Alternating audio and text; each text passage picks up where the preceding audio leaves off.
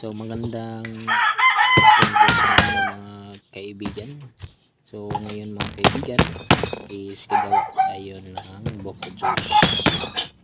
So ang ating gagawin first is nag-prepare tayo ng lata ng kondensada at saka evaporada. So ako nang ay open para easy lang sa sa paglagay sa lalagyan.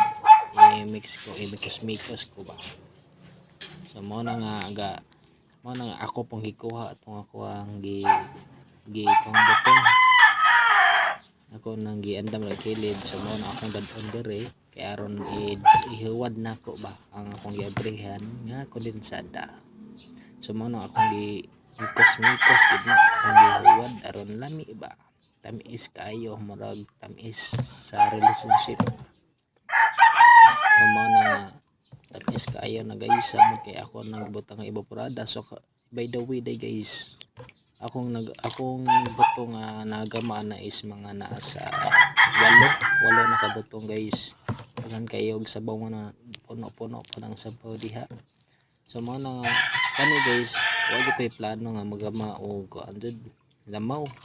Ang kuan lang is nako'y amiga pod ba nga gusto mo paglamaw, mo na nagsabot mi nga magtampuhanay lang mi ba og palit og kuan kaning gatas.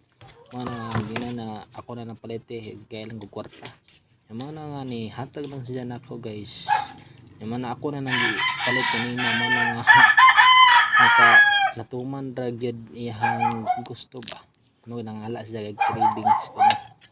So na nga hapit ako na human diha, lami kaayo. So awahin na ako pagutag ay sana kay kaya katong ice is ako pang gipagugna o ako pang gisasurprise kay kumok ko.